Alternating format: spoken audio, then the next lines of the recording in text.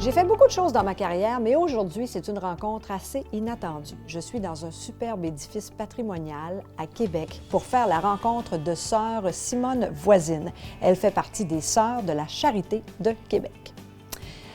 Bonjour, sœur Simone. Bonjour, Josée. Je suis contente de parler avec vous de l'Institut Mallet, mais avant de dévoiler pourquoi je suis en amour avec cette organisation-là, il faut parler des Sœurs de la Charité de Québec. C'est une institution quand même âgée de combien d'années, là? Une bien belle communauté qui existe depuis 165 ans, fondée en 1849 par Mère Marcelle Mallet, qui est une sœur grise de Montréal, qui vient ici à la demande des évêques de Québec qui veulent d'abord s'occuper des orphelins et également s'occuper des personnes malades et des personnes pauvres de la ville. Bon, et là, l'Institut Mallet, en fait, il a été inventé, créé par les Sœurs de la Charité de Québec parce qu'elles sont bien de leur temps. Hein? On était conscient qu'il y aurait de moins en moins de sœurs avec le temps, mais on veut continuer l'œuvre finalement.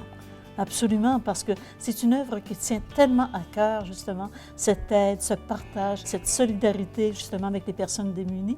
Donc, pour continuer, il fallait vraiment qu'il y ait un organisme qui soit là.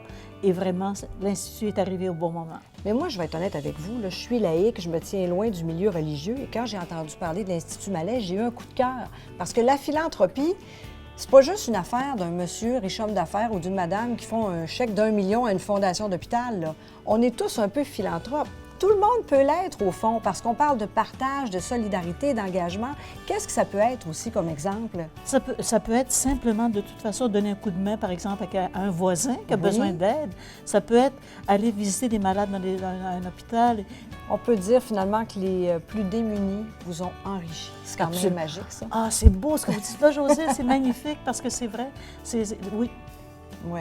Bien, des fois, on est plus riche qu'on le pense, finalement. En tout cas, c'était une rencontre très riche. Merci beaucoup, sœur Simone Voisine, et continuez votre œuvre. Vous êtes extraordinaire. Merci, Josée. C'est le fun parce que vous me faites réaliser que je suis moi-même une philanthrope et ça me donne envie d'aller rencontrer les gens, d'aller leur prouver qu'eux aussi, ils donnent de différentes façons et qu'ils sont eux-mêmes des philanthropes. Alors, on s'en va dans la rue.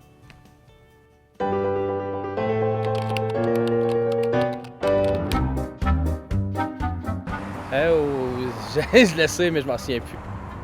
Je l'ai déjà su. Un philanthrope, non, mais je trouve que c'est vraiment un beau mot. Est-ce que vous savez ce qu'est un philanthrope? C'est quelqu'un qui donne de l'argent, qui ramasse de l'argent, qui fait des bonnes œuvres. Je pense que c'est quelqu'un qui veut aider son prochain. Un philanthrope, c'est quelqu'un qui donne de ses sous pour des bonnes œuvres. Oui. Est-ce que ça t'arrive des fois d'être bénévole, de donner du temps, donner des choses usagées?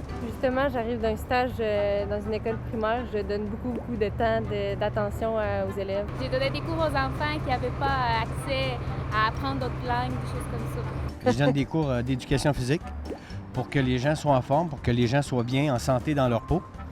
Puis c'est ma façon à moi de remettre au suivant. Je trouve ça extraordinaire. Vous êtes un super philanthrope. Merci, monsieur. Les 10 et 11 novembre, l'Institut Mallet organise un sommet sur la culture philanthropique. Le 13 novembre, c'est la Journée nationale de la philanthropie.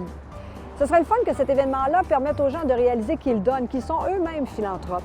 Dites tout haut et tout fort et avec fierté ce que vous faites pour donner.